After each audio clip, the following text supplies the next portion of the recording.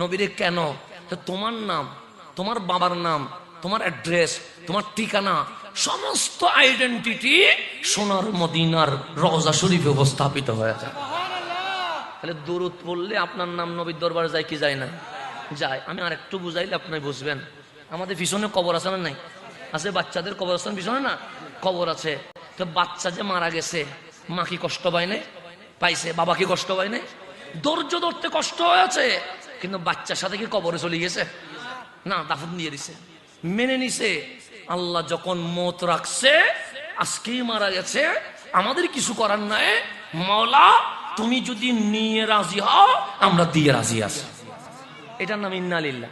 এটার নাম কি? ইন্নালিল্লাহ। মানে কি? আমরা এটা বলতেছি, মালিক বাবাটা আমার ছিল, কিন্তু আজকে যখন উনি কি হয়ে গেছে, ইন্তেকাল হয়ে গেছে, আমরা সাক্ষী দিচ্ছি উনি দুনিয়ায় বাবা আমার ছিলেন, চাচা আমার ছিলেন, ফুফা আমার ছিলেন, মামা আমার ছিলেন, বাস্তবে আমাদের কেউ নয়, তোমারই জিনিস ছিল। তা আজকে তোমার জিনিস তুমি ডাক দিয়েছো, তোমার কাছে চলে গেছে। এটা বলে আমরা মনকে কি দিচ্ছি? সান্ত্বনা দিচ্ছি। পৃথিবীতে কেউ স্থায়ী থাকতে পারবে না। এখন যখন দিয়ে দিচ্ছি, কবরে কি মা গেছে, বাপ গেছে, বন্ধু গেছে, দুনিয়ার কোন ইসলামিক স্কলার গেছে? কেউ যায় নাই। আর অন্ধকার মাটির নিচে কবর দিছেন, সেখানে কি লাইট আছে, ফ্যান আছে, জানালা আছে, দরজা আছে? কিছুই নাই।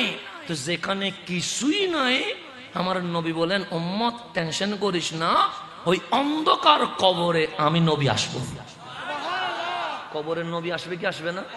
আসে। বুখারী শরীফ খোলেন, আপনি আমাকে কবরস্থ করে দিলেন, মরতে তো হবে, কুল্লু নাফসিন যায়কাতুল মউত। আর ইন্নালিল্লাহ কমিটির কাজ তো মানুষ মারা গেলে কি করা, এটা আপনাদের কাজের মধ্যে একটা কাজ না?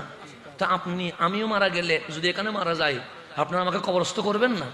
তা প্রথমে গোসল দিয়াবেন, কাফন পরাবেন, খুশবু লাগাবেন, জানাজা পড়বেন, জানাজা পড়ে আমার জন্য কি করবেন? দোয়া করবেন। দোয়া করার পর তার রেখে দিবেন না, সাজাইয়া তো এখানে মঞ্চে দিয়ে রাখবেন না। আমাকে কি করবেন? কবরে তখন আপনাকে বলবে, কবরে গেলে মানুষ পৌঁছে যায়, মাটির সাথে মিশে যায়। এটা বলবে কি বলবে না? বলবে। আল্লাহ বলে এটা বিশ্বাস করিস না। আমরা বললাম কেন? আল্লাহ বলে তুই সূর্যের মতো ডাইরেক্ট আসিস নাই, চাঁদের মতো ডাইরেক্ট আসিস নাই, আসমানের মতো ডাইরেক্ট আসিস নাই। আগে মায়ের পেটে 10 মাস 10 দিন ছিলি। মায়ের পেট ছোট না বড়? কয় হাত হবে? 1 হাত। কবর কয় হাত? 3.5 হাত। আল্লাহ বলছে, বান্দা তুই জন্মের আগে আমি আল্লাহ ছোট্ট 1 হাত পেটে তোরে জিন্দা রেখে এই মেসেজ দিলাম,